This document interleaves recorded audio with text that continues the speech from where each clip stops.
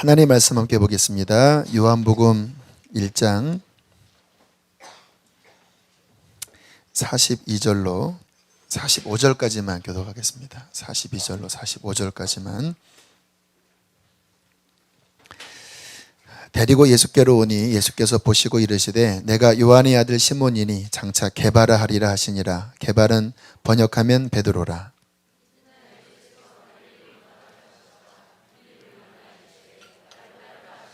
빌립은 안드레와 베드로와 한 동네 베세다 사람이라. 빌립이 나다나엘을 찾아 이르되 모세가 율법에 기록하였고 여러 선지자가 기록한 그 일을 우리가 만났으니 요셉의 아들 나사렛 예수니라. 아멘. 요한계시록 3장에 보면 아주 유명한 말씀이 나옵니다. 성경에 유명한 두 구절이 있는데요. 요한복음 3장 16절 그리고 요한계시록 3장에 있는 말씀인데요. 볼지어다 내가 문 밖에 서서 두드리노니 누구든지 내 음성을 듣고 문을 열면 내가 그에게로 들어가 그와 더불어 먹고 그는 나와 더불어 먹으리라. 아마 사형리를 통해서 대부분 들어보셨을 것입니다. 근데 좀 말 진행이 이해되면서도 이해가 안 돼요. 마음의 문을 열면 내가 네 안에 들어가서 너를 축복해주고 너에게 평강을 주고 이런 게 우리의 기대인데 성경은 밥 먹자 이렇게 되니까요. 마음의 문을 열면 너는 나로 더불어 먹고 나는 너로 더불어 먹으리라. 도대체 밥 먹자가 무슨 의미일까요? 이 밥 먹자라고 하는 의미는 성경의 가장 중요한 본질을, 신앙의 본질을 보여주고 있어요. 어떤 말씀을 들었더니 그런 이야기를 하더라고요. 이 밥 먹자라고 하는 말이 굉장히 정치적인 말이라고 하더라고요. 10번 만나는 것보다 한 번 식사하는 게 훨씬 관계가 더 좋아진다고 하더라고요. 그래서 우리 밥 먹읍시다. 만약에 내가 이 사람에게 마음을 안 열 거면 식사를 하면 안 된다고 이렇게 이야기를 해요.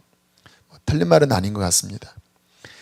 주님께서 우리의 마음의 문을 두드리시고 우리가 거기에 반응해서 주님을 영접하는 의미는 무엇이냐?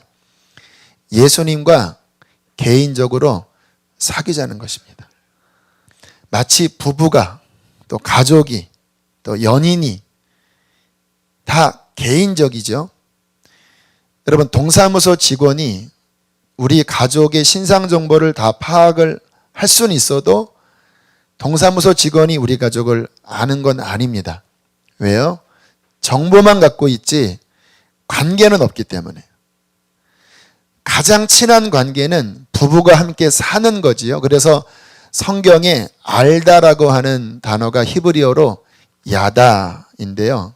그 야다의 의미는 부부가 성관계를 통해서 서로를 아는 것, 그게 원어적인 의미입니다.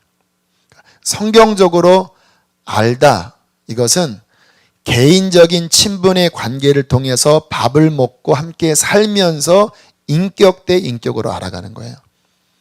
예수님께서 내가 문을 두드린다, 문을 열면 너와 내가 밥을 먹는 것처럼 인격 대 인격으로 나는 너를 알고 너는 나를 알고 지식으로 배우는 하나님이 아니라 개인적인 친밀한 관계 속에서 서로 아는 그 신앙의 본질을 우리는 경험하게 될 것이다 라고 말씀을 하고 있는 것입니다. 여러분, 누군가 여러분에게 당신은 크리스찬입니까? 라고 질문을 할 때 대답을 잘 하셔야 합니다. 내가 교회를 다니기 때문에 예, 저는 크리스찬입니다. 이렇게 대답하시면 안 돼요. 제가 군대 갔을 때 관물대에 그 종교란이 있습니다. 그런데요, 지금은 어느 정도인지 모르겠지만 그 당시만 해도 90년대 초반만 해도요, 한 40%가 다 기독교였습니다. 왜 기독교라고 적었냐면 이 세례 중에서의 군대 세례가 있고 장가 세례가 있습니다. 군대에서 초코파이 준다고 세례받고 결혼하려고 세례받는 장가 세례와 그리고 군대 세례. 그러한 식으로 내가 교회 적을 돕기 때문에 기독교인입니다. 아니에요. 천국의 생명책에 그런 식으로는 이름이 기록되지 않습니다. 당신은 크리스찬입니까? 라고 할 때 예 하려면요, 이게 깔리셔야 됩니다. 나는 과거의 예수님이 아니라 지금 내 안에서 살아계신 예수님과 지금 살아있는 인격적인 관계를 나는 가지고 있습니다. 그러면 그 사람은 성경적인 크리스찬입니다. 제 신앙생활에, 제 목회생활에 가장 중요한 건 뭐냐면요, 주님과 나 사이에 살아있느냐 이겁니다. 저는. 왜냐하면 모르겠습니다. 옛날 뭐 한 10년, 20년, 30년 전만 해도 지금 같은 이 교회에 대한 경고등이 켜지지 않을 때만 해도요, 그냥 목회하고 그냥 열심히 신앙생활을 하면 괜찮다 하는 인식이 팽배했던 지역이 있었습니다. 그런데 10년, 15년 전부터 자꾸 한국교회에 빨간 등이 켜지기 시작했습니다. 목회자들이 타락하고 또 교인들의 여러 가지 문제가 사회적으로 불거지고, 그리고 난 다음에 성경을 다시 보니까요, 이게 성경에서 인정하는 신앙은 뭐냐면 살아있는 신앙이더라고요. 요한계시록 3장에 보면 하나님께서 4대 교회에게 하신 경고가 뭐냐면, 너는 살아있다는 이름을 가졌으나 실상은 죽은 자로다. 뭐가 죽었습니까? 하나님과 너 사이에 인격적인 관계가 죽어간다. 그러면 끝나는 거거든요. 부부가 결혼했는데 마음은 다 식고 그냥 호적의 이름이 부부 신고는 돼 있지만 마음과 마음에 서로 전혀 관계가 식어지면 그거는 실제적으로는 부부관계가 아니죠. 이혼 상태와 다름이 없겠죠. 그런데 주님과 나 사이에 살아있는 이 진정성이 없고 내 마음은 딱딱해져 있고 더 이상 하나님이 인격적으로 이렇게 밥을 먹는 관계가 형성이 되지 않는데, 나는 그냥 일주일에 한 번 교회 가고 그냥 적당히 봉사를 하기 때문에 나는 크리스찬이고 천국 백성이다. 성경적으로 그게 아니라는 거예요.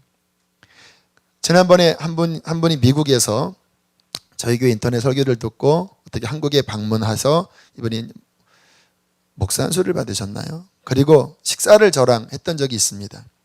저희 교회가 워낙 구원론에 대하여 설교를 많이 하는 편이라 저한테 그런 질문을 했습니다. 도대체 구원의 확신을 어떻게 가져야 되죠? 제가 이렇게 대답했습니다. 주님과 나 사이에 살아있는 신앙이 있으면 그것이 구원의 확신입니다. 살아있는. 요한복음 15장에 나는 포도나무에 너희는 가지니 저가 내 안에 내가 저 안에 있으면, 그렇게 말씀하잖아요. 살아있는 그분과 나 사이에 마음과 마음 함께 밥을 먹고 함께 그분을 만나는 살아있는 게 있어야 그 사람은 구원받은 사람이에요. 사람이 내 안에 거하지 않으면 가지처럼 밖에 버리어 말라지나니 사람들이 이것을 모아다가 불에 던져 사른다. 내 안에 있었지만 나와 살아있는 관계가 죄로 인하여 끊어지고 복구가 되지 않으면 꺾여진 가지처럼 메말라져 불에 던져 살라질 것이다. 너 살아있는 신앙이 여전히 유지되고 있느냐? 주님, 이게 우리의 구원에 있어서 결정적인 부분이라는 거예요. 제가 목회하면서 저는 이것을 제일 노심초사, 경고등을 켜면서 지금 내가 하나님과 살아있나? 저는 늘 여기에 신경 써요. 만약에 이게 꺼져버리면 저는 죽은 개 같은 자가 될 것입니다. 그냥 짖지만 그냥 성경 지식이나 이렇게 읊을 뿐이지 주님과 나 사이에 살아있는 생명 안에서 나오는 게 없으면 저는 이게 목회가 아니라고 생각하기 때문에 제 안에 늘 노심초사가 그분과 나 사이에 살아있는 관계가 유지되고 있는가.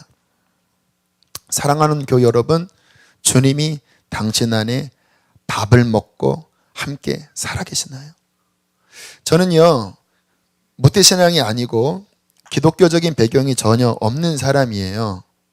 그래서 저한테 하나님은 당연한 분이 실은 아닙니다. 그래서 저는 가끔 그런 생각합니다. 만약에 내가 죽었는데 하나님이 안 계셨으면 어떻게 되지? 내가 딱 죽었는데 천국도 없고 지옥도 없고 내가 그렇게 강단에서 떠들었던 그 모든 것이 뻥이었으면 어떻게 되는 거지? 며칠 전에도 그 생각했어요. 왜냐? 저한테 하나님은 의뢰히 믿어야 되니까 믿어야 되는 분이 아니에요. 저한테는. 왜요? 저한테 부모님이 신앙을 물려주지도 않았고 어릴 때 저는 하나님 없이 자랐기 때문에. 그런데요, 저는 그런 생각할 때마다 제 깊은 속에서 이렇게 이야기합니다. 그동안 그분과 나와 내가 그분을 섬겨오고 그분을 믿어오고 그분과 교제하면서 그분이 나한테 보여주셨던 그 수많은 증거들을 생각하면 절대 의심할 수 없지. 무슨 이야기인지 아십니까? 제가 만난 하나님, 제가 확신하는 하나님은요, 물론 근거는 성경입니다. 그러나 성경적인 근거가 아무리 명확해도 동사무소 직원이 제 호적 등본을 살피는 것 같은 것으로는 확신이 안 되잖아요. 만나야 되잖아요.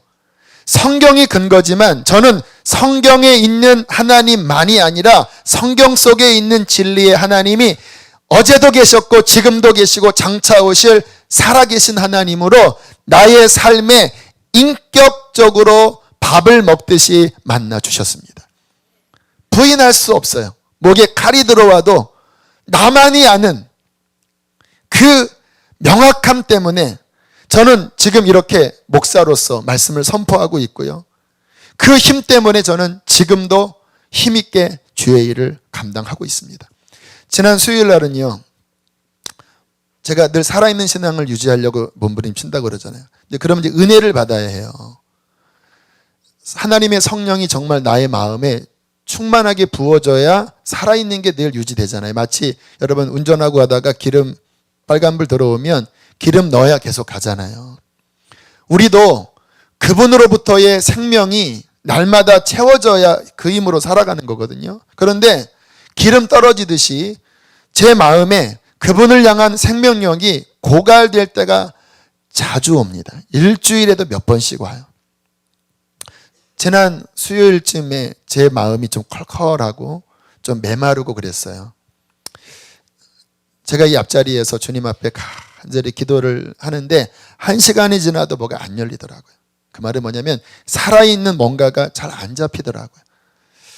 주님, 이 상태로 오늘 저녁에 또 우리 목자 모임도 해야 되고, 주님 내일 마가다락방도 가야 되고, 주님 그거를 떠나서 저는 주님과의 살아있는 이게 없으면 저는 못 삽니다. 주님. 그런데 1시간이 넘어가는데 갑자기 하늘로부터 그의 성령의 생명력이 부어지더라고요. 그게 무슨 의미냐고요? 경험해보면 다 알잖아요. 막 은혜가 부어지는 거예요. 그래서 원래는 뭐 1시간 10분 정도 하고 끝내려고 했는데 막 은혜가 부어져서 너무 감사해서 더 뜨겁게 하나님 앞에 간절히 기도를 했을 때 제 안에 다시 한번 주님으로부터의 생생한 그 충만한 생명력이 제 안에 임했습니다. 그리고 그날 수요일 날 이제 저희 교회가 시스템이 바뀌면서 제가 목자들, 지역장님들을 잘 세워야 되겠다. 주님 이런 마음을 주셨잖아요. 지난 수요일이 3번째 모임이었습니다. 근데 제 마음에 뭐를 이번에는 해야 되나라는 고민이 있었어요. 그래서 제가 원래 그동안 선화목적교회 시절부터 그 셀목회에 대해서 책들을 정리한 그런 자료들이 많아서 그 중에 뭐를 해야 되나라고 살피는데 언제나 우리의 신앙생활의 우선순위는 내가 정한 계획이 아니라 내 안에 살아계신 그분의 인도하심이거든요. 이게 살아있으면 이게 돼요. 마치 내비게이션 인도받듯이 주님 저는 이러한 파일들이 있는데 왠지 마음이 내키지 않습니다. 주님 오늘 도대체 뭐를 해야 되지요? 막 기도하는데 깊은 마음 안에 오늘은 강의보다는 지역장들과 목자들이 함께 깊이 마음을 터놓는 그런 관계 형성의 시간 갖는 게 필요하겠다. 이게 마음의 생각이 들었어요. 근데 한편으로는 이게 맞나? 그리고는 몇몇 지역장님들한테 연락을 하고 그 타진을 했더니 그게 필요할 것 같다고 이야기를 하더라고요. 그래서 지난주에는 강의 안 하고 지역별로 모여서 지역장님과 목자님들이 깊이 마음을 나누는 시간을 가졌습니다. 10시까지 가는 목장도 있었대요. 그 지역도 있었대요. 다음날 전도사님 통해서 이제 그 결과를 좀 보고를 해달라고 했더니 대부분의 지역에서 너무 필요한 시간이었습니다. 근데 제 마음에 위로가 되는 거예요. 왜 위로가 되냐면 내가 주님 앞에 물어봤을 때 내 계획대로 가지 않고 주님께 여쭙을 때 내 원래 계획은 아니었지만 그분이 말씀하신 게 맞았구나. 성령님이 이끄셨다라고 하는 것이 제 마음에 위로가 되더라고요. 사소한 겁니다. 신앙생활에 여러분한테는 별로 해당 안 되는 실은 이야기를 제가 간증한 거예요. 제가 하고 싶은 말은 뭐냐면 저는 지금과 같은 사소하지만 내 삶에 내 안에 나와 함께 하시는 그분께 묻고 그분이 내게 응답하시고 내가 힘들 때 그분 앞에 내 힘든 것들을 드리고 그분은 나를 위로하시고 그 생생한 밥을 함께 먹는 친구와 부부와 그러한 긴밀한 관계의 힘으로 저는 여기까지 왔다라는 거예요. 신앙은 무엇입니까? 어떤 기독교 교리를 배우고 어떤 교회의 어떠한 문화를 배우고 세례를 받고 물론 다 필요한 부분이지만 그러나 이게 빠지면 다 공수표가 되는 거예요. 살아계신 그분이 내 안에 들어와 그로 더불어 밥을 먹는 인격적 개인적인 그분과 나만이 아는 부인할 수 없는 세상에서 진화론이 떠들고 세상에서 여러 가지 하나님이 없다고 떠들지만 내가 그분을 만났는데 누가 뭐라 그래요? 아무리 주변에서 너희 부모는 잘못됐다라고 아무리 온갖 너희 부모는 진짜가 아니다라고 온갖 자료를 가지고 와도 부모가 나를 낳고 내가 부모를 나의 아빠로 어릴 때부터 자란 그 살아있는 경험이 있으면 그 엄청난 자료들을 들이대도 다 무너지는 거잖아요. 우리의 신앙은요, 그분과 나와 인격적으로 진정한 생생한 관계를 과거에도 갖고 지금도 갖고 앞으로도 영원히 유지하며 갖는 것이 신앙의 핵심이라는 것입니다. 그런 신앙생활 하기를 축복합니다. 그것을 추구하게 되기를 축복합니다. 오늘 본문에 제자들이 다양한 방식을 통해서 예수님을 만납니다. 주님의 직접 콜링을 받은 제자도 있고요. 빌립이 그랬죠. 또 주님을 만난 누군가의 인도를 받고 예수님을 만난 사람들이 있죠. 베드로가 그랬고 오늘 나다나엘이 그랬죠. 근데 핵심은 뭐냐면요. 직접 주님의 콜링을 받았든 누구를 통해서 받았든 오늘 본문의 핵심은 뭐냐면 결국 그분을 만나서 인격 대 인격으로 만나면서 와, 저분이 진짜 메시아구나. 와, 저분이 살아계신 하나님의 아들이구나. 관계를 통해서 알게 된 제자들의 이야기가 오늘 본문의 이야기입니다. 사랑하는 교회 여러분, 사람이요 참 재밌는 게 말로 들은 거랑 만나서 이야기하는 거랑 막상 만나보면 많이 달라요. 저도 이 강대상에서 이렇게 만나는 저와 또 개인적으로 만나는 저랑 좀 다릅니다. 이 강대상에서는 제가 말씀을 딱 정리해서 이 내용을 주로 전하는데 개인적으로 만날 때는 좀 편안하게 저의 인격적인 부분도 이렇게 이야기하잖아요. 많은 분들이 이렇게 저를 만나고 막상 이야기하니까 다르네요 라고 하는 분도 있고요. 어떤 분은 멀리서 보니까 잘생겼는데 가까이서 보니까 좀 불안해. 이런 이야기를 하시는 분도 좀 있으셨어요. 괜찮아요. 네. 멀리 봐서 잘생겼고 가까이 봐서 뭐 상관없지요. 중요한 거는 뭐냐면 만나보면 아, 저분이 그런 분이구나. 여러분, 예수님은요 성경에 그분이 창조주고 구원자고 사랑이고 아무리 이런 것들을 들어도요 정말 그분을 만날 때 그분을 알게 되면 그분은 사랑이 넘치는 우리의 구원자이십니다. 저는요 의로운 설교를 많이 하지만 제가 만난 예수님은 극진한 사랑이세요. 너무 인격적이세요. 어떤 메일이 저한테 이렇게 왔어요. 어떤 선교단체에 있는데 그 선교단체 지도자들이 좀 강압적으로 본인의 결혼이나 또 진로를 막 명령하고 있다고 그래요. 그래서 목사님, 저는 그게 불편한데 어떻게 하면 좋냐고 그런 메일이 왔을 때 제가 기도하면서 이렇게 대답을 드렸어요. 형제님이 기도하고 마음 깊은 곳에서 수락이 안 되면 노라고 이야기를 하세요. 형제님의 결혼과 진로를 누군가의 강압적인 명령으로 되는 거는 저는 아니라고 생각합니다. 그렇게 이야기를 했어요. 제가 왜 그렇게 이야기를 했냐면요, 제가 만난 하나님은 인격적이십니다.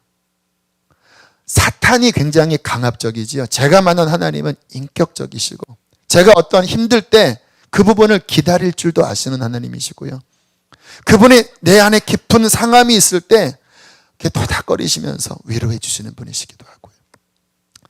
제가 왜 이렇게 주님은 인자하고 사랑이고 인격적이라고 이야기를 합니까? 제가 어떠한 그러한 성경 공부를 해서 드리는 말씀이 아니에요. 그분을 만나고 그분을 알아가면서 내가 안 하나님은 정말 사랑이 지극히 넘치시는, 긍휼이 넘치시는, 눈물을 갖고 계신 그분이 바로 우리 주 예수 그리스도, 또 그 아버지 하나님이세요. 그분을 만나게 되면 압니다. 그분이 어떠한 분인지. 그분이 정말 오늘 나다나엘처럼 막 나다나엘이 막 주님 만나고 난 다음에 막 소리치잖아요. 이스라엘의 임금입니다. 왜요? 만나니까 내 영혼이 마치 음식을 먹고 내 혀가 음식의 맛을 변별하듯이, 그분들 실제 만나면 그분이 창조주고 그분이 얼마나 거룩하시며 얼마나 사랑이시며 얼마나 공의로우시면서도 긍휼이 많으신지 그분을 만날 때 비로소 아는 역사가 일어난다는 거예요. 저 같은 경우는요, 그 십자가 그 고등학교 때 만나고요, 막 너무 흥분해 갖고요, 그 밤에 들어갔더니 11시였습니다. 그때 잠들어 있는 저희 누님을 막 흔들어 깨워서 제가 뭐라고 이야기했냐면, 누나, 예수님이 우리를 위해서 이렇게 십자가 못 박혀서 이렇게 고통당하시고 이렇게 6시간 매달리셔서 죽으시고 막 제가 막 그 이야기를 막 떠들었어요. 그랬더니 우리 누님이 눈을 떠서 제가 상처받을까 봐 그렇구나 했는데 속으로는 얘가 왜 이래 아마 그랬을 것 같아요. 근데 제가 왜 그렇게 이야기했냐면, 제가 막 그 경험을 하고 난 다음에 십자가를 만나고 난 다음에 너무 감격스러워서 막 전하지 않고는 못 견뎠던 제 마음, 이게 오늘 성경에 나와 있는 제자들의 모습이에요. 주님 하루 딱 만나고요, 눈이 뜬 겁니다. 왜? 맛을 본 거예요. 저분 그냥 보통 인간이 아니야. 성경에 나와 있는 바로 그 메시아야. 성경에 예언했던 그분이야. 와, 난 그분을 만났어 하면서 막 형에게 달려가서 막 나다나엘에게 달려가서 막 그분을 외쳤던 그 생생한 만남의 증거, 저는 이것이 그리스도인의 모습이라고 믿습니다. 오늘 오시다가 만약에 큰 막 사고를 봤어요. 그러면 여러분 마음속에서 가슴이 벌렁벌렁거리면서 그 사고 이야기만 안 할 수 없을 거예요. 여러분의 자녀가 대통령상을 받았어요. 그러면 막 이 속에서 막 근질근질 하실 거예요. 왜? 내가 경험한 거니까. 정말 살아계신 하나님이 종교고 지식이니까 할 말이 없지요. 그 십자가가 남의 간증이니까 내가 할 말이 없지요. 내 간증이면요, 제가 17살 때 그 외쳤던, 거품 물었던 그 말을 지금 25년, 6년, 7년이 지난 지금에 이르기까지 저는 그것을 계속 외치고 있잖아요. 제가 강단에서 했던 간증들 보면 계속 반복이 많아요. 제가 근데 왜 그 이야기를 하냐면, 물론 다른 사람의 책의 이야기를 해도 좋지만 제 마음 깊은 곳에 저를 막 움직이는 것은 제가 만난 살아계신 예수 그리스도. 그러니까 저는 죽을 때까지 십자가 전하는 거죠. 사랑하는 교회 여러분, 그분을 만나십시오. 적당히 만나지 마시고 정말 100톤짜리 트럭이 나랑 부딪히듯이 그 전지전능하신 하나님을 날마다 내 인격으로 만나, 내가 만나는 사람마다 나는 메시아를 만났어, 나의 구원자이신 그분을 만났어 라고 이야기할 수밖에 없는 생생한 신앙이 되기를 축복합니다. 그러한 신앙이 될 때 그 신앙은 비로소 나의 힘이 되고 자원이 돼요. 많은 분들이 그래요. 신앙생활을 하면서 믿음이 있는 것 같은데 막상 문제를 딱 직면했을 때는 신앙이 전혀 내게 힘이 안 되는 경험하는 분들이 있어요. 아니 심지어 뭐 자그마한 것일지라도 이렇게 화가 나요. 막 내 안에 막 분노가 치밀러 올라요. 그때 내 속에 있는 믿음이 내가 치밀어 오르는 그 분노를 막을 수 있어야 그 신앙은 진짜 신앙입니다. 그런데 많은 분들이 믿는다고 하고 은혜 받았다고 하는데 막상 내 삶의 현장에서 내 안에 일어나는 감정 하나도 내가 믿는 신앙이 어떻게 못해요. 내 삶에 막 큰 문제가 오면요, 신앙이 움직이는 게 아니라 인간적으로 돌아가는 거예요. 내가 지금 누구한테 도움을 청해야 되나? 이거 큰일 났다. 어떻게 해야 되나? 나 죽는 거 아니야?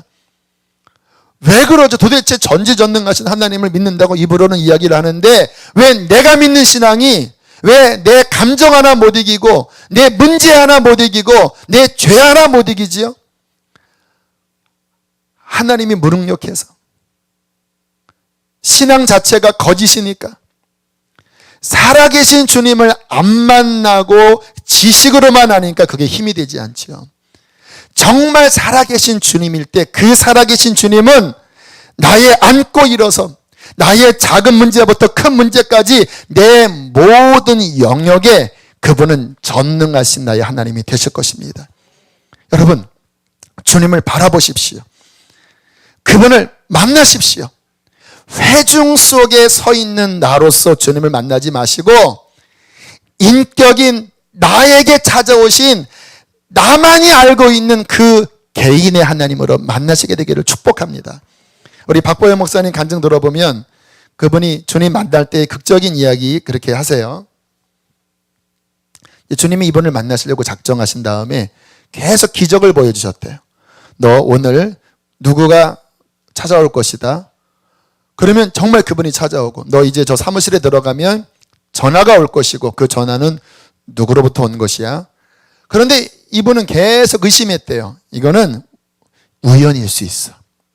정신적인 작용으로 이런 것들이 벌어질 수 있어. 엄청나게 많은 것들을 보여주셨어도요 계속 의심했대요.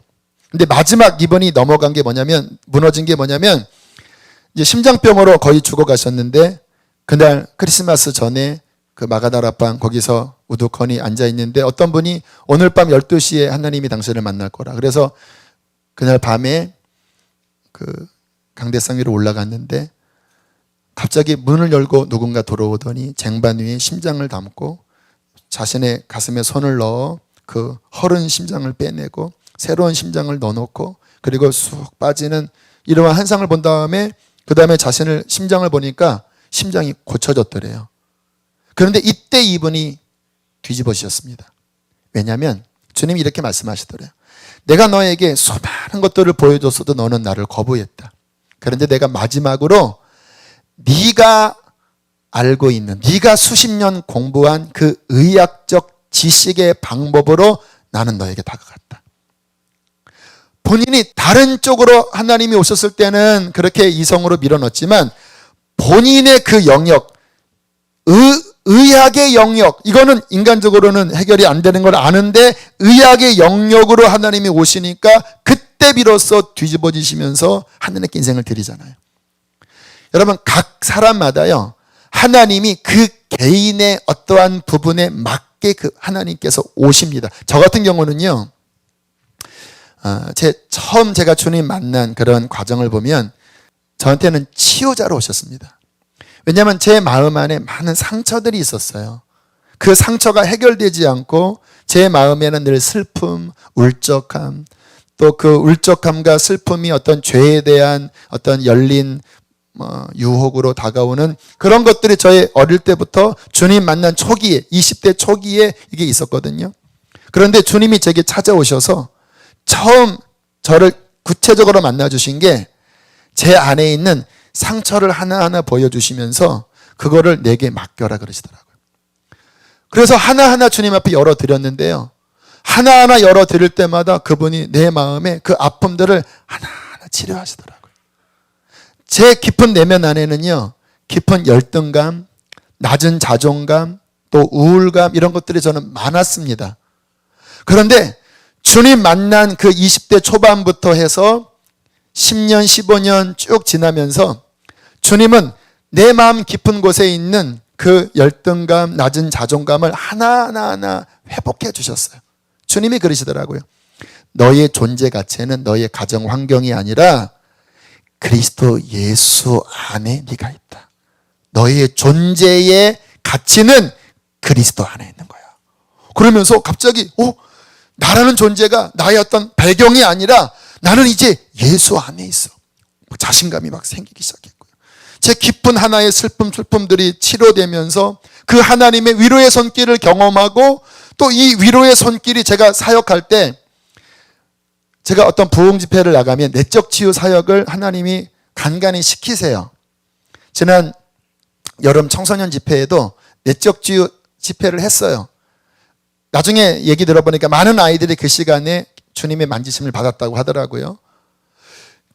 내 깊은 내면을 만져주시면서 저를 회복하고 제가 회복된 그 은혜로 다른 사람들을 돕는 이런 일을 하시면서 그 주님이 나만이 알고 있는 나의 약점, 나의 허물, 또 나의 어떠한 부분을 만나시면서 나의 하나님으로 주님은 우리에게 다가오셨다라는 것입니다. 여러분, 주님은 당신의 아픔에 대해서 무관심하지 않습니다. 주님은 당신의 어떠한 삶에 대하여 무관심하지 않아요. 주님은 그 영역에 들어가셔서 당신을 만나기를 원하십니다. 그렇게 내 삶의 영역에서 살아계신 그분과 나만이 아는 그 주님이 체험되어질 때 비로소 하나님이 나의 주 나의 하나님 예수 그리스도가 나를 사랑하사 나를 위하여 자기 자신을 버리신 나의 그리스도로 영접되게 될 것입니다. 50절 51절 말씀 참 재밌어요. 우리 함께 50절 51절 두 절 읽어보겠습니다. 시작.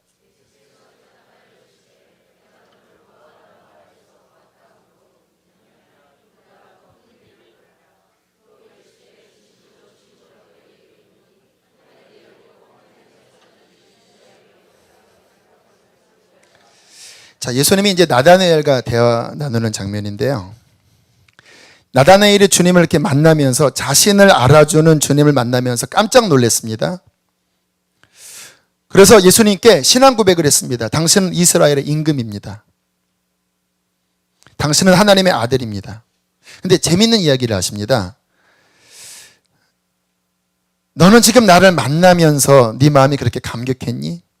그러면서 51절에 말씀하시기를 진실로 진실로 너희에게 이르노니 하늘이 열리고 하나님의 사자들이 인자 위에 오르락 내리락 하는 것을 보리라.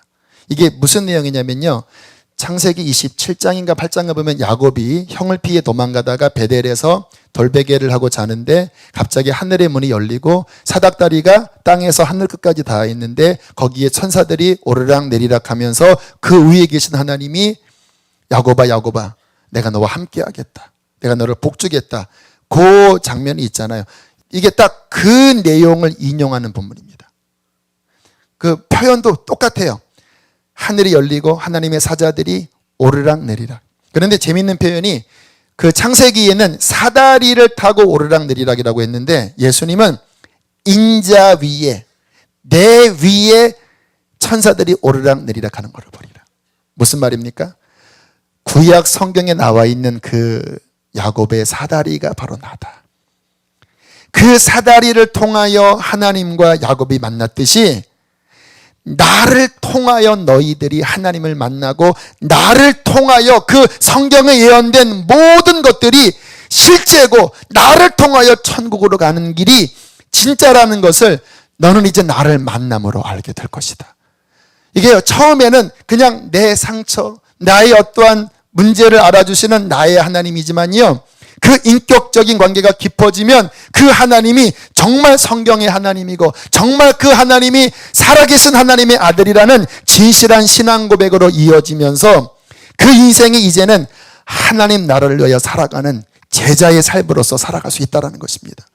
여러분, 제가 지금 서두에 드린 말씀을 가만히 보면 이게 치우칠 수 있어요. 자기 중심적인 신앙, 나의 어떤 문제를 알아주고, 물론 그게 신앙의 출발입니다. 제가 막 기복주의 배격하고 막 이렇게 하나님 중심주의 이야기한다고 해서 저는요, 제가 가진 신앙과는요, 그러면 나의 문제를 전혀 하나님 앞에 이야기하지 말아야 되냐? 저는 그런 위주는 아닙니다. 왜? 하나님은 아버지시기 때문에 내 삶의 아픔, 내 현장에 있는 것들 저는 충분히 이야기해도 하나님은 받아주시는 좋은 하나님이라고 믿어요. 그런데 문제는 뭐냐면요, 기복주의는 뭐냐면 요 어린아이의 단계에 계속 머무르는 거예요. 그저 내 중심, 내 아픔만 알아주고 그냥 나를 돕는 그냥 하나님의 아들. 그런데 그분을 점점 진짜 알아가기 시작하면요, 눈이 뜨이는 거예요. 따라합시다. 예수가 우주의 주인이시구나.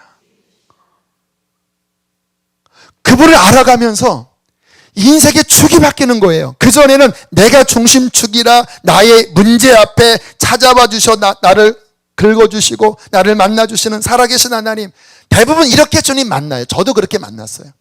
근데 여기에 머무르면 어린아이라는 거예요. 여기에 머무르면 하나님이 속상하다라는 거예요. 왜? 우주의 중심은 하나님, 그의 아들 예수 그리스도예요.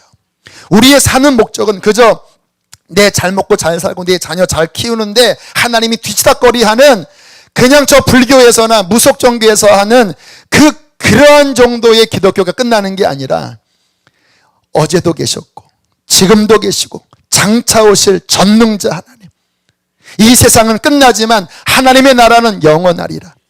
내가 이 땅에서 그의 말씀으로 부름을 받아 이제 내가 사는 것은 그 하나님의 나라와 그의 영광을 위하여 사는 그리스도의 제자된 삶으로 나가는 것이 하나님의 목적입니다. 그런데 처음에는 이게 잘 안 돼요. 이런 말씀 들으면 부담스러워요. 그러나 그분을 인격적으로 알아가다 보면 주인이 보이는 거예요. 만물의 주인, 그 주님 앞에 내가 어떻게 지어졌으며 어떻게 구원받았으며 이 세상은 얼마나 짧게 지나갈 것이며 내 삶의 진정한 목적은 그의 나라와 그의 의라는 것이 점점 보여지면서 제자들이 처음에는 자기 중심적으로 주님을 믿었지만 끝으로 가면 그 나라를 위하여 인생을 드리잖아요. 이건 억지로 하는 게 아니라 그분을 알아가면서 인생의 목적이 내가 아닌 하나님으로 바뀌는 것, 이것이 하나님의 뜻입니다. 저는 우리 수지선언 목적회 교우들이 하도 이런 설교를 들으니까 이제 기복주의는 추구하지 않는다고 믿지만 그냥 단순히 기복주의 추구하지 않는 신앙이 아니라 여러분 아프면 아프다고 이야기를 하세요. 물질이 어려우면 도와달라고 이야기를 하세요. 아버지니까. 그러나 그 궁극적인 목적이 끝내 내가 아닌 하나님의 영광을 위하여 하나님 앞에 인생을 다 드리는 진정한 제자의 삶으로서 나아가게 되기를 축복하는 것입니다. 자, 중요한 거는요, 핵심은 결국 주님을 인격적으로 더 깊이 만나는 게 핵심이에요. 어떻게 그분을 인격적으로 깊이 만날 수 있을까요? 이게 신앙생활 하다 보면요, 저 같은 경우도요, 그분이 내 마음속에서 막 살아있는 막 꿈틀거리게 만나질 때가 있고, 저도요, 일주일만 봐도요, 어느 때는 막 메마르고 잘 그분이 경험 안 될 때도 많아요. 그런데 제가 저의 신앙을 쭉 점검을 하면서 깨닫는 게 있어요. 지금은 제가 영적으로 좋은 편이거든요. 그런데 언제나 좋을 때는요, 한 가지 조건이 성립될 때입니다. 그 조건은 하나님께 있지 않고 나에게 있어요. 하나님은 이미 문을 열어놓으셨기 때문에 하나님, 주님 오시기 전까지는 은혜를 닫지 않아요. 이미 모든 만민에게 열려 있습니다. 나에게 어떠한 조건이 달려 있는데 그게 뭐냐면요, 내가 하나님 앞에 양다리 걸치고 마음을 다 쏟지 않으면 주님이 덜 만나지고요, 내 마음을 다 드려 하나님 앞에 나아가면 그분은 언제나 충만히 만나집니다. 성경에 하나님께서 너의 마음을 다해라, 너 마음 식어지면 안 된다, 너 왜 이렇게 미지근하냐, 너 전심을 다해라, 이 말씀이 신약 읽어보면요 끊임없이 나오거든요. 왜냐? 우리 하나님은 만왕의 왕 만주의 주이시기 때문에 그분을 만나려면 우리의 전심을 다할 때 그분을 만날 수 있는 거예요. 또 그분은 우리에게 다가오실 때 다 주셨습니다. 아들을 주셨고 성령을 주셨고 하나님 나라를 주셨습니다. 아들의 희생을 동반하면서 우리에게 오신 그분께서 우리를 사랑한다고 말씀하시는데 우리는 적당히 한 발은 세상에, 내 중심은 내 자아고, 그런 마음으로 하나님 그저 힘들 때는 도와주세요. 중심축은 나한테 있어요. 하나님이 계신 거라고 나는 믿어요. 하지만 올인하진 않아요. 왜? 하나님께 다 드리면 이상하게 될까 봐. 그러면서 적당히 딜을 하면서 평상시에는 내 편한 대로 살아가다가 또 어느 때는 주님 찾고 하면요, 어쩔 수 없습니다. 주님이 누려지질 않아요. 언제 주님이 누려주느냐? 우리의 마음을 다할 때. 그런 면에서는 저는요, 오히려 어려움 가운데 신앙생활 하는 사람들이 복 있다고 저는 봅니다. 북한의 성도들, 이슬람 지역의 크리스찬들 훨씬 복이 있습니다. 우리 교우들 가운데서도 중병을 앓고 또는 뭔가 가난함이 있고 더 복이에요. 왜냐하면 그 사람들은 하나님을 간절히 찾을 수 있어요. 오히려 뭔가 부요하고 뭔가 내 삶에 문제가 없어서 안일하고 뭔가 하나님께 다 드리기에는 내가 챙긴 것이 많으면요, 마음이 이미 나눠지기 때문에 그 더러운 세상 혼탁한 것들로 인해서 하나님이 깊이 안 만나져요. 여러분, 주님 앞에 그분을 깊이 만나기 위하여 내가 하루하루 신앙생활을 할 때, 오늘 예배를 드릴 때라도 내 마음에 헛된 것이 들어왔다면 그런 것들을 하나하나 끄집어내고 씻어내고 하나님께 정결하게 드리는 여러분 되시기를 축복합니다. 제가 구원에 있어서 중요한 표준으로 삼는 말씀이 밭의 비유입니다. 주님께서 마태, 마가, 누가복음에 하신 말씀이에요. 잘 하시는 내용일 겁니다. 씨 뿌리는 자가 밭에 씨를 뿌릴새 길가에 뿌려짐에 새들이 와서 먹어버렸다. 무슨 뜻입니까? 예수님께서 복음의 씨를 뿌리지만 마음이 딱딱한 사람들은요, 복음을 들어도 애초에 거절하면 마귀가 딱 빼앗아 가고 그가 구원받지 못하게 해요. 최소한 우리들은 그렇지는 않을 거예요. 두 번째 부류, 돌밭에 뿌려졌습니다. 돌밭은 흙도 있고 돌도 있어요. 깊은 곳에는 돌이 있어요. 겉에는 흙이 있어요. 처음에 씨앗이 뿌려졌을 때 뿌리가 내려졌습니다. 무슨 말입니까? 복음을 받아들였어요. 그러면서 기쁨으로, 그 성경에 보면 기쁨으로 하나님을 찾았다고 그래요. 은혜를 받았어요. 그런데 뿌리가 못 내려요. 그런데 말씀은 언제나 환난을 야기시키거든요. 그 말씀으로 인하여 어려움이 생길 때 뿌리가 뽑혀서 말라진다. 세 번째 부류, 그 사람은 마음은 그래도 괜찮았는데 그 인생에 세상의 유혹, 세상의 수많은 시험들, 이러한 것들을 치우지 않고 술의 유혹, 인간관계의 유혹, 물질의 욕심, 신앙이 자라날 만하면 또 이게 속삭속삭, 믿음이 커질만 하면 또 이 사람이 속삭속삭, 온전하게 주님 앞에 올인이 안 돼요. 언제나 올인이 안 되면 신앙은 못 자랍니다. 그렇게 멈춰서 지금 신앙생활 10년, 20년 하는 분들 많잖아요. 멈춰 있어요. 아니, 멈추는 게 아니라 더 떨어져요. 신앙이 죽어가는 거죠. 왜요? 내가 주님을 그때 막 열렬하게 사모했을 때는 올인이 됐거든요. 뭔가 가로막으면 다 치워버렸거든요.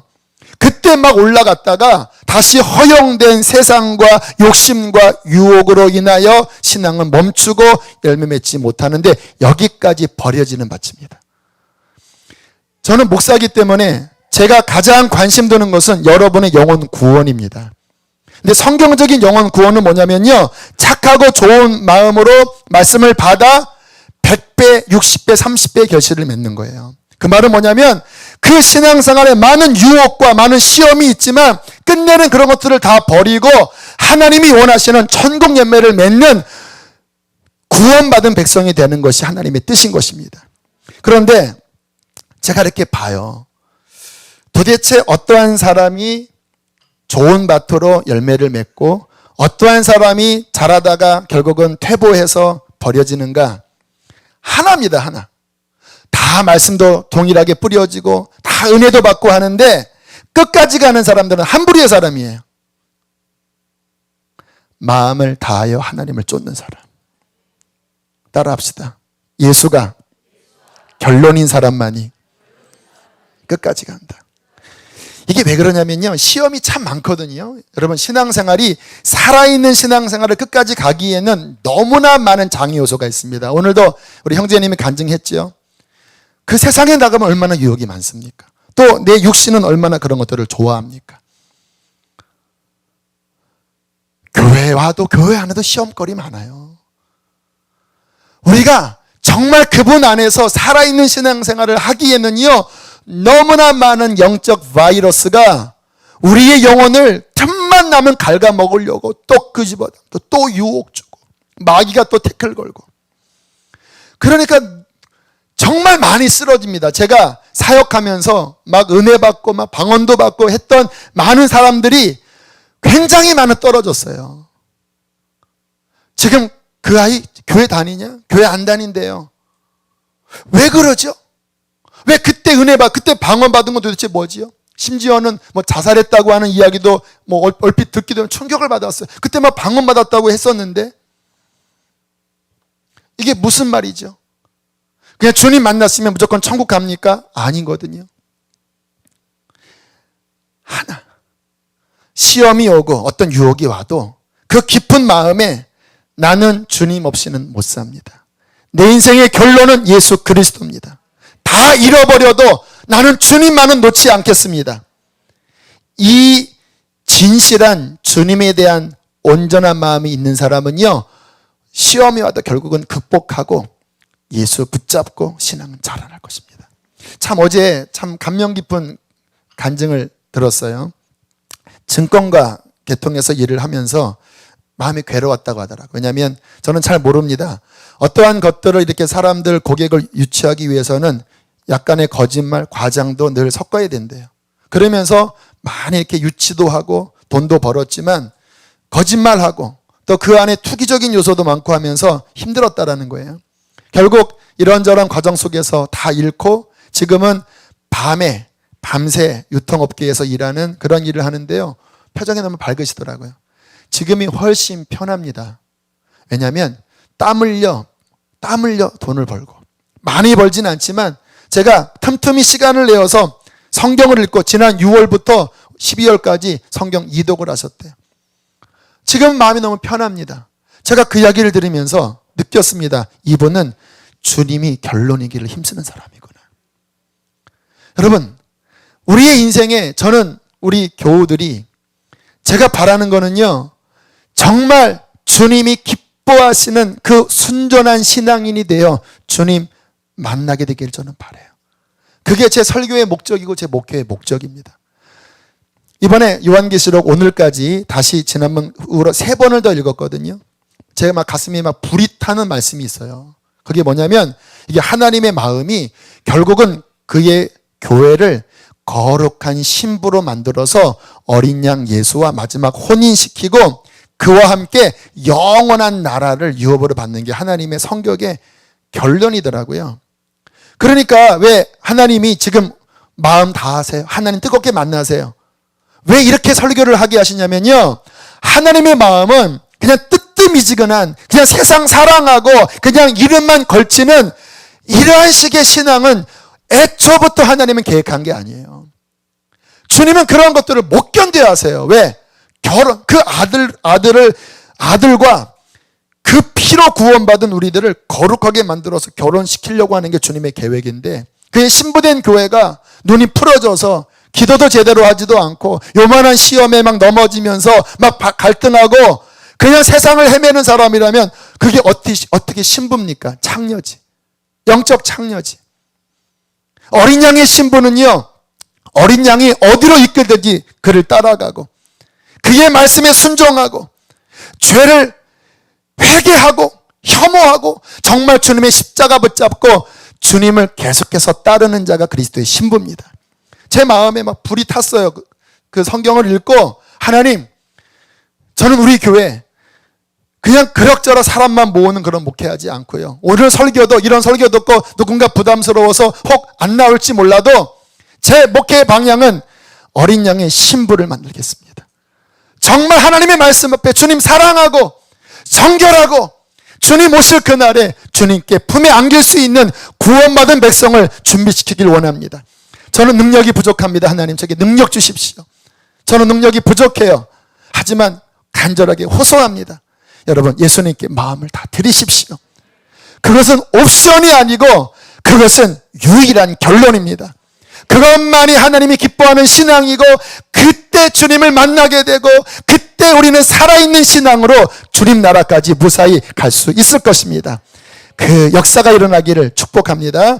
우리 함께 시간 찬양하고 기도합시다. 오늘 마지막 드렸던 찬양 내 모든 것 주님 앞에 진실된 마음으로. 왜 요즘 신앙이 이렇게 식어져 가나요?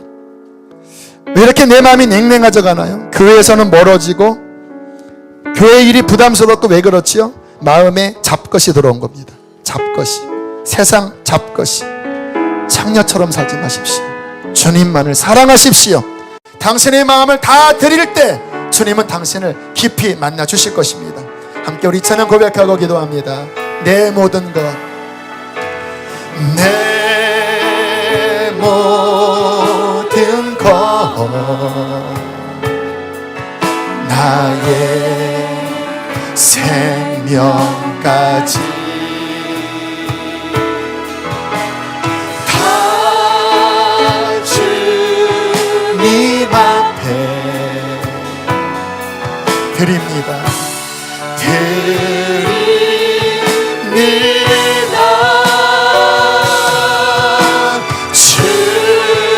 주님 제 안에서 이제 내 영혼이 살아있고 자유해야 합니다. 주 임재 안에서 내가 주의 거룩한 이름을 높이며. 어린 양의 신부들은 주 앞에 오른손을 들고 선포하세요. 어린 양, 어린 양 찬양하리. 내 평생 그 하나로 충분해. 어린 양 사랑하리.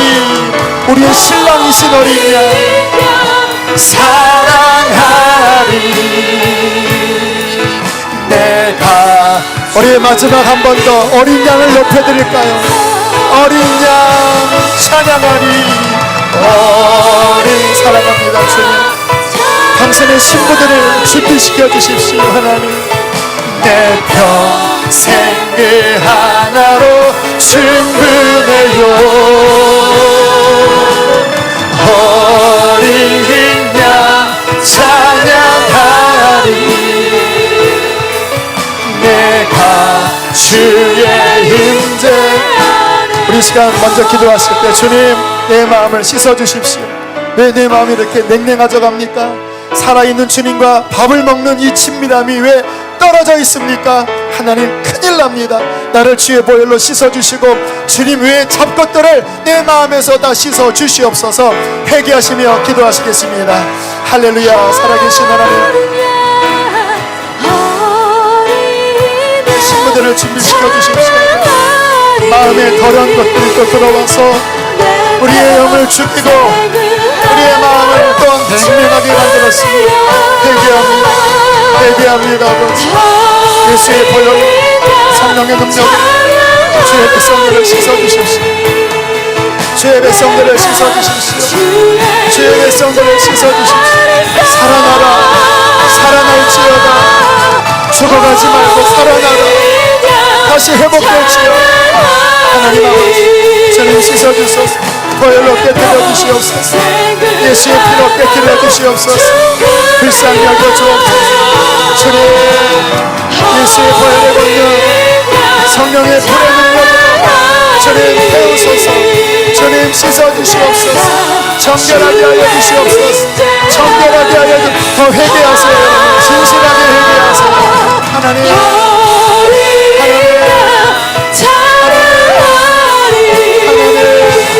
어린 양의 신부가 어린 양의 신부가 되겠다. 어린 양의 신부가 되겠다. 보혈로 덮어주시옵소서. 보혈로 덮어주시옵소서. 보혈로 덮어주시옵소서. 하나님 찬양합니다. 우리 하나님 찬양합니다. 우리 시간 한 번 더 기도할 때 주님 내 마음을 다하여 주님을 사랑하기로 결정하십시오. 남은 평생 무엇을 추구하며 살겠습니까? 가장 존귀한 것을 취하십시오. 예수 그리스도 그분과의 관계입니다. 그분이 내 인생의 중심이 되셔야 합니다. 이 시간 주님 그렇게 될 수 있도록 내 마음을 드립니다. 성령으로 다시 채워주시옵소서. 한 번 더 기도합시다. 할렐루야, 할렐루야. 주님 사랑합니다. 주님 사랑합니다. 주님 사랑합니다. 예수님 사랑합니다. 예수님 사랑합니다. 주님을 사랑합니다. 나의 왕, 나의 하나님, 나의 주님,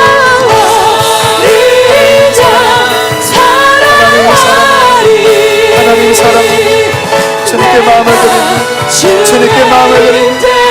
어린 양 찬양합니다. 할렐루야. 어린 양 찬양하리. 내 평생 그 하나로 충분해요. 어린 양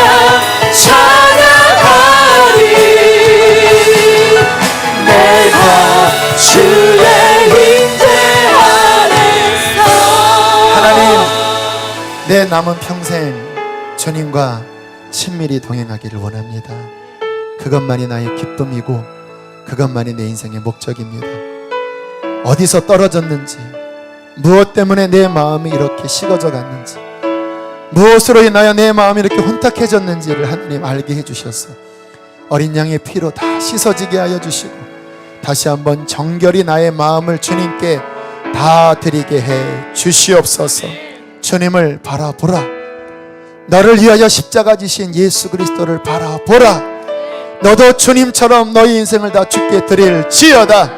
주님, 이 믿음 위에 서서 끝까지 포기치 않고 퇴색치 않고 떨어지지 않고 100배의 결실을 맺는 착하고 좋은 밭이 되도록 축복해 주시옵소서. 시 없는 영혼이 있습니까?